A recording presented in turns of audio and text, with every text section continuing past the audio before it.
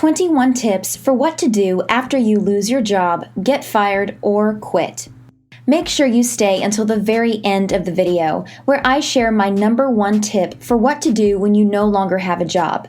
This tip alone could make it to where you don't even need a job. Before I start the list, please give this video a thumbs up and subscribe and click the bell, because it really does help out the channel and I appreciate it. Tip number 21. Compose your resume or make it up to date. First off, create your resume if you haven't already done so. Be sure to incorporate your latest job experience, contact info, academic history, appropriate web links, and any type of volunteer and community projects. Browse Google for resume templates if you don't know how to format it, and don't overthink it. Be sure to keep it around 1 page long. Tip number 20.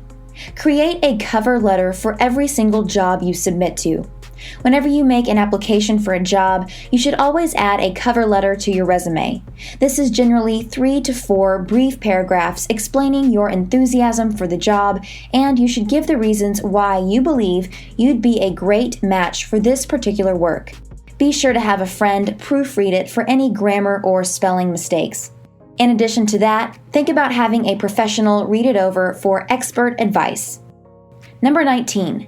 Pinpoint your main strengths. One of the most essential aspects of finding a job that really fits you is to figure out your main strong points. Be honest and ask yourself, what sorts of tasks am I really good and efficient at? What are my natural assets? Take a minute to jot them down on paper.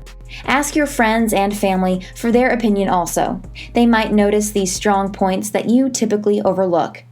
Then ask yourself, what kinds of readily available jobs would suit these skills the best? Number 18. Know what you're not good at.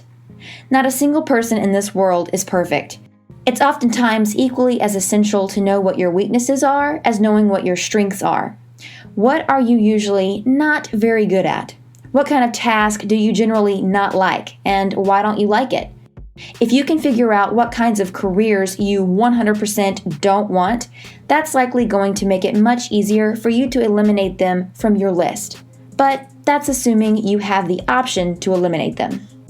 Number 17. Look for job possibilities on the internet. Have a look at websites such as LinkedIn, Indeed.com, Monster.com, or Career Builder to hunt for careers in your location. Be sure to finish your profile page on whatever websites you select and upload a resume so that companies can connect with you if there's a great match. Number 16. Ask friends and family if they are aware of any job possibilities. Having the right connections continues to be one of the best approaches to getting a new job. There's a lot of power in asking people you know if they're aware of any jobs available. Maybe they know of an available position for you at the place they presently work. Or maybe they know a good friend who is searching for a person to hire. Or perhaps they can just simply keep an eye out and look for new opportunities. Number 15. Practice doing job interviews with family and friends. The job interview could be one of the most essential steps in getting a brand new job. Look for a close friend or relative to perform practice interviews with you. They can pretend to be the hiring manager and ask you different questions to learn if you are a great match for the company or not. Practicing like this can allow you to enhance your social skills prior to entering into the real job interview. Number 14. Think about returning to school or trying an online training course. One more productive way to use your time during your unemployment, particularly if you have the money for it, is to go on with your formal education. This might be returning to college in order to get a higher degree like a PhD or master's, or trying online training courses to strengthen your skill sets in a particular field, primarily if it's something useful to include in your resume. Number 13. Develop your social media presence. Building up a solid online network, especially one that relates to your talents and profession, is a wonderful approach to finding new jobs and getting in touch with new men and women. Places like Facebook, Twitter, and Instagram are all fantastic channels to get in touch with similar individuals, receive guidance and suggestions, and discover openings for jobs and partnerships. This can also come in handy for tip number 1, but I'll get to that later in the video. Number 12, get a fresh haircut and brand new clothes. Here's a mental tip. Make yourself look nice. A brand new hairstyle and different clothes can give you that increase of self-confidence and give you a new energy that you can put into the job search and job interviews. Feeling good about yourself is always important. Number 11, keep a balanced sleeping routine. It might be easy to use your unemployment time as if it were a holiday vacation and stay up late at night having fun watching TV. However, it is essential that you keep a well-balanced sleep routine in order to keep your energy high and remain on a constant schedule. Sleep is one of the most crucial things when it concerns both your physical and mental health. Therefore, don't ignore the significance of a good night's rest. Number 10, visit the gym and work out more. Make the most of any extra time you have by forming healthy routines, such as working out and losing weight. If you can begin developing this into a regular practice right now, then the habit will be much more likely to continue after you get a job. For starters, look for small chances to work out more, like performing a few sit-ups, push-ups, and jumping jacks each and every morning. Or maybe you can go for a short walk each evening. Number 9, rebudget your month-to-month costs. It may be essential to briefly cut down on specific costs and rebudget to match your current money circumstances. What are you spending money on each month that you don't have to have? What are some more affordable substitutions for your cable bill or phone bill? How can you save more money when it comes to grocery shopping? What about eating out less? Create a plan to look at every one of your expenses and locate areas where you might be able to save more money. Number 8, sell or donate things you don't want or need anymore. Today could also be a great time to clean up and look for any outdated things you would like to do away with. You can sell objects you don't want anymore on Amazon, eBay, or Craigslist, or you can just have a yard sale. If you're feeling kind-hearted, think about giving away some of your old things, especially clothing or toys, to a charitable organization. Number 7, do a bit of traveling if you're able to. If you're fortunate enough to not have to worry about money immediately, then think about using this time to take a trip, expand your experiences, and discover new cultures. Not many people get chances to journey across the globe, so if it's feasible for you, then right now might be the best time to do it. It's most likely something you'll be happy you did later down the road. Number 6, begin an online portfolio for your creative work. If you would like to go after an artistic profession in anything pertaining to art, music, film, or writing, it is essential to begin developing a collection for your work on the internet. The more material you generate, the more you can show it to possible employers or people who would like to work together with you.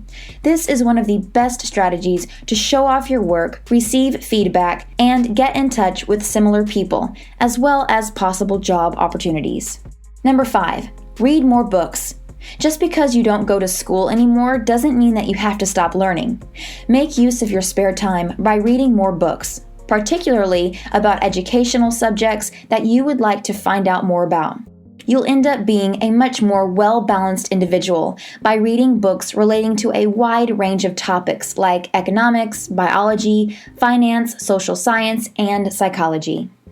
Number 4, volunteer work.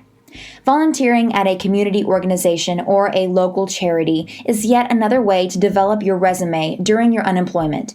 You also acquire important practical experience collaborating with others and finding out new things, all the while offering value to a charitable organization. Companies also like to see that you give back to your community and have an authentic interest in helping other people. Number 3, think about internships and short-term jobs. Internships, ideally paid, but even free ones, could be a fantastic way to get first-hand experience and incorporate more expertise into your resume. In some cases, you have to work at a couple of smaller jobs before you can work at the job of your dreams. Internships are a fantastic step in the right direction because you get job experience and you'll also get to be surrounded by people who have already gotten results in their industry, so you can learn from them.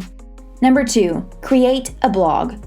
Blogging is another approach to prove to companies that you are determined and can keep yourself busy even if you're unemployed. Blogging can also end up being like a resume online if you can display your talents, expertise, and knowledge in topics that relate with your profession and goals. Before I move on to number 1, please give this video a thumbs up and subscribe and click the bell because it really does help out the channel and I appreciate it. Also, type the word yes down below if you're determined to find a job you love. Number 1, create a side hustle. Right now might be a great chance to use some of your free time developing a side hustle. What are some freelance jobs or part-time jobs that you could look into? Cleaning, fixing computers, babysitting, selling paintings, dog walking, bartending. Even if you haven't yet gotten your new full-time job or profession, doesn't mean you can't begin doing a job right now to generate a little additional money. You may even be able to keep your side hustle even after you get a new job. You can also make your side hustle something that you like and enjoy. Build up your social media presence, create a blog and market your brand and promote your products or services, and the possibilities are endless. Best case scenario, your side hustle can become your very own full-time business, and you could make some serious money from it.